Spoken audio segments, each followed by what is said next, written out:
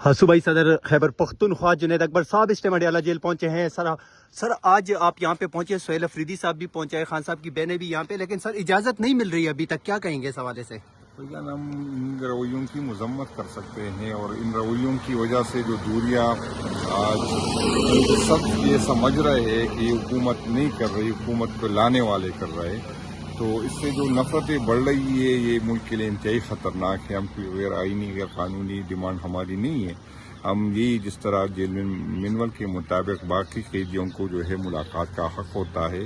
اور یہ high court نے آج کا دن مقرر کیا ہے، تو بدقسمتی یہ ہے کہ اسی حکومت میں اداروں کو بھی توقیر کیا، ججوں کے فیصلوں کو بھی توقیر کیا، عدالتوں کو بھی توقیر کیا، تو اس سے یہ نفرتیں مزید بڑھے گی، اور ان کی یہ غلط فہمی ہے کہ اس سے عمران خان ٹوٹ جائے گا، عمران خان صاحب کی پارٹی ٹوٹ جائے گی، اس کے جو ہے ورکر، اس کے عہدیداران ٹوٹ جائے گی، تو اس کی غلط فہمی ہے۔ سر آپ گلگت بلتستان گئے تھے، آپ کو صبح بدر کیا گیا، اس کے علاوہ دیگر قائدین گئے تھے، ان کو اجازت نہیں ملی، لیکن ہم نے دیکھا کہ نواز شریف صاحب کو بڑے عرصے بعد ان کی سیاست میں انٹری بھی ہوئی اور ان کی انٹری گلگت بلتستان سے ہوئی ہے۔ کیا آپ کو لگ نہیں رہا کہ گلگت بلتستان میں کچھ ایک مرتبہ پھر 8 فروری کی تاریخ دہرائی جا رہی ہے؟ میں اس کو جو یہ کام کرتے ہیں میں ان کو خبردار کرنا چاہتا ہوں کہ گلگت بلتستان بہت سینسٹیو ایریا ہے، اور آپ اس طرح کا مذاق نہ کریں، اور چاہے نواز شریف چاہے زرداری چاہے بلاول چاہے ان کو لانے والے جائے، لوگ عمران خان صاحب کے ساتھ جڑے ہوئے، چاہے جس ملک کے جس کونے میں بھی آپ جائیں، لوگوں کی ہمدردی یا لوگوں کی سپورٹ عمران خان صاحب کے ساتھ ہے، لیکن جو ڈرامہ انہوں نے 8 فروری کو کیا، اگر وہ دہرایا گیا تو یہ ملک کے لیے انتہائی خطرناک ہوگا۔ ملک کے لیے بے شک اگر خان صاحب کو آپ پسند نہیں کرتے، لیکن ملک کے ساتھ یہ مذاق جو ہے نہ کریں۔ سر ہم نے آپ کی ایک ویڈیو دیکھی گلگت میں، وہ ویڈیو اتنی سوشل میڈیا پہ آئی نہیں ہے، لیکن میں نے گلگت کے کسی پیج پہ دیکھے، نظر آ رہا ہے کہ وہاں پہ ایک پبلک اکاؤنٹ کمیٹی کے چیئرمین آپ منتخب ہیں، دوسرا آپ صوبائی صدر ہیں، MNA ہیں، تو آپ کو ایک ڈالے میں پیچھے بٹھا کے